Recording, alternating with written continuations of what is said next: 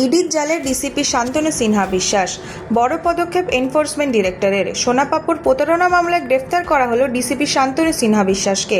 সূত্রের খবর, প্রায় 10.5 ঘন্টা ধরে টানা জিজ্ঞাসাবাদের পর তাকে গ্রেফতার করে ইডি আধিকারিকরা।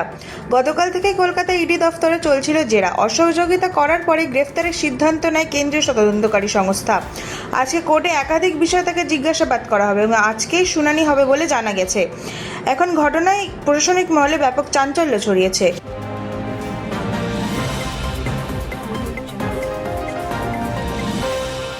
পালাবদলের পর গ্রেফতার নবগ্রামের তৃণমূল ব্লক সভাপতি। মুর্শিদাবাদের নবগ্রামে পুরনো খুনের মামলায় গ্রেফতার হলেন ব্লক তৃণমূল সভাপতি মোহাম্মদ এনায়েতুল্লাহ। অভিযোগ, 2023 সালে গুলি করে এক যুবককে খুনের ঘটনায় তার নাম উঠে আসে। সেই ঘটনার পর পুলিশ অস্ত্র আইন ও খুনের ধারায় মামলা দায়ের করলেও এতদিন তাকে গ্রেফতার করা হয়নি। স্থানীয়দের দাবি, রাজনৈতিক প্রভাবের কারণেই দীর্ঘদিন ধরে অধরা ছিলেন ওই তৃণমূল নেতা। তবে রাজ্যে রাজনৈতিক পালাবদলের পরে সক্রিয় হয় পুলিশ প্রশাসন।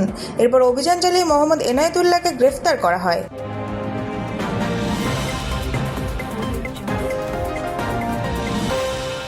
5 বার এড়ানোর পর অবশেষে ইডি দফতরে রতিন ঘোষ। পুরনিয়োগ দুর্নীতি মামলায় জিজ্ঞাসাবাদ। পুরনিয়োগ দুর্নীতি মামলায় অবশেষে সিজিও কমপ্লেক্সে হাজিরা দিলেন প্রাক্তন খাদ্যমন্ত্রী রতিন ঘোষ।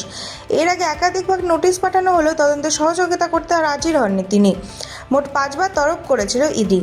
শুক্রবার সকাল 10:15 নাগাদ কলকাতা সিজিও কমপ্লেক্সে পৌঁছান রতিন ঘোষ। তাকে পুরনিয়োগ দুর্নীতি মামলা নিয়ে জিজ্ঞাসাবাদ করা হবে। তদন্তের অগ্রগতিতে নতুন তথ্য সামনে আসতে পারে বলেই মনে করা হচ্ছে।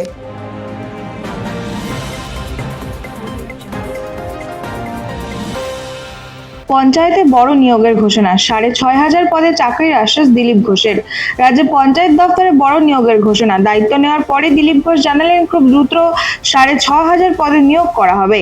তার দাবি, আগের সরকারের আমলে নিয়োগের জন্য একটি তালিকা তৈরি হয়েছিল, কিন্তু তা আজও কার্যকর হয়নি।